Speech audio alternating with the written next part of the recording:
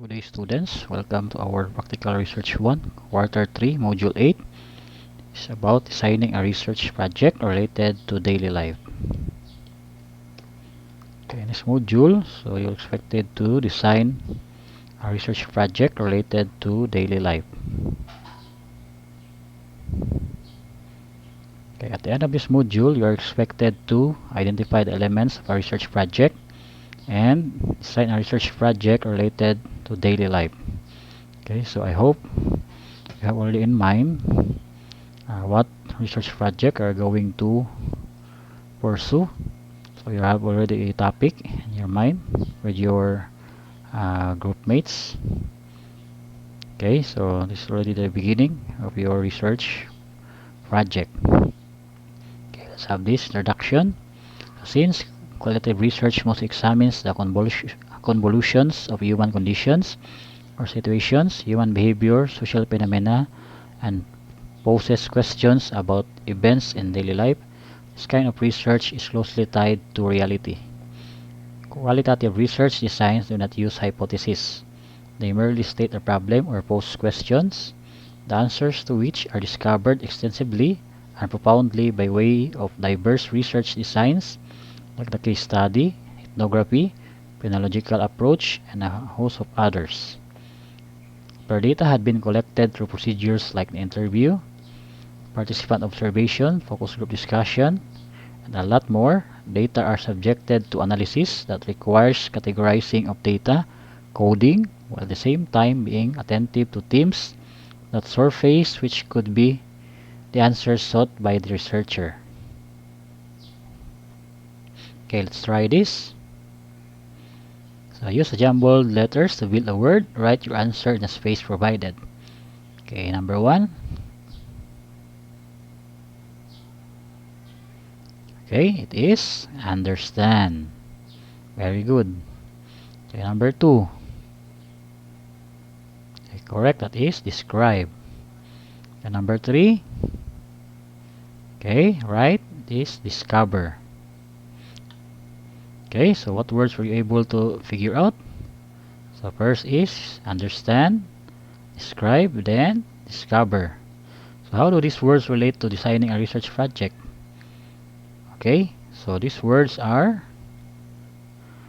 very important because in designing a research project, so first you must have a clear understanding of your topic.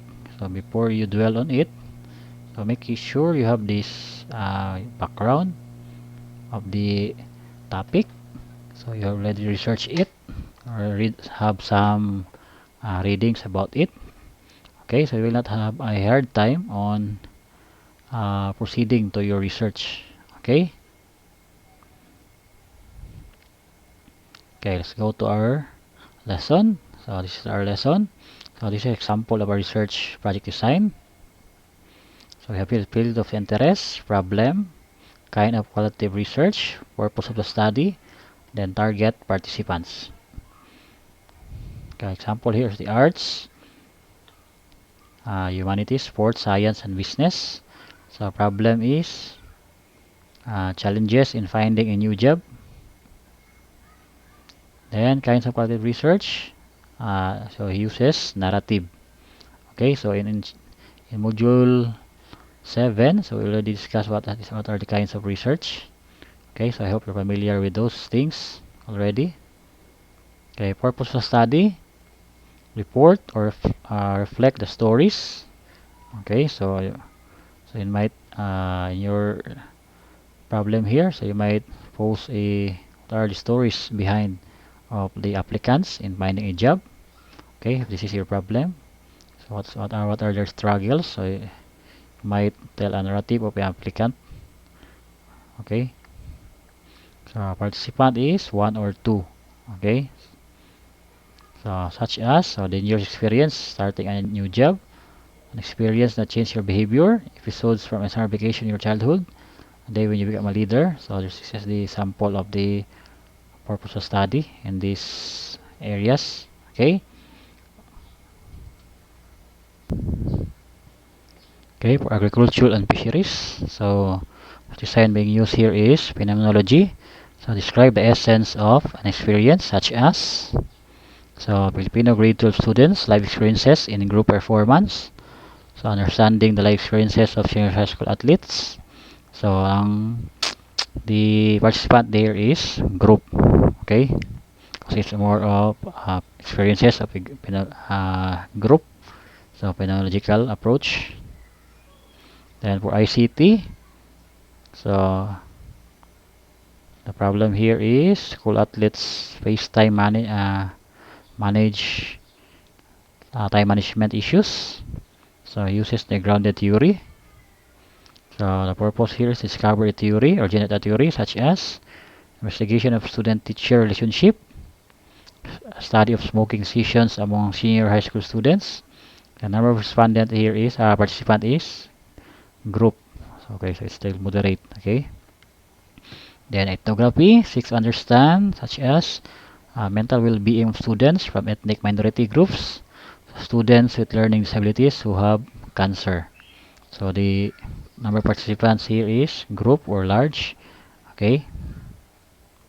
Then for case study, explore a process such as the influence of social media in modern business, how do employees engage at tough times, how to overcome sexual harassment in the workplace. So the number of participants is still group and or moderate. Okay.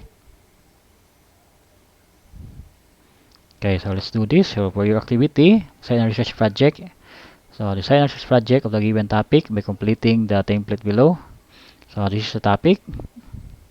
So women in politics. So field of interest, problem, kind of qualitative research, purpose of study, target participants. Okay, so you follow the example above. Okay, so you supply here the answers. Answers will vary.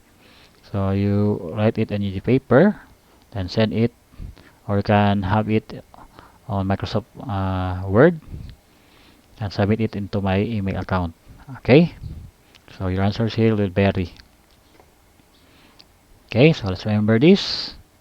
Designing your research project, these elements are necessary. So first, so you must know the field of interest, then the problem, then next, the kind of qualitative research, next is the purpose of the study, then the target participants. Okay, remember this. Again, so field of interest, problem, kind of research, purpose of study, and the participants. Okay, so this is a sort of a guide. It looks like a uh, research proposal. Okay, so these are some of the elements of the research proposal. Then, so the sources of research problem are likewise tied to real life experiences, and research should be conducted in the research participants' natural setting. Okay. Okay, for your let's test ourselves. So the same with your activity earlier. So in your group, so you already have your topic in mind. So what research you're going to pursue. So you do this the same activity. Okay, so field of interest, problem, kind of quantitative research, purpose of study, then the target participant or participants. Okay, so you do this activity and submit it again to my Gmail account. Okay, so for your more questions and clarifications, so you can email me in my Gmail and my Facebook account. Okay, so see you in our next module.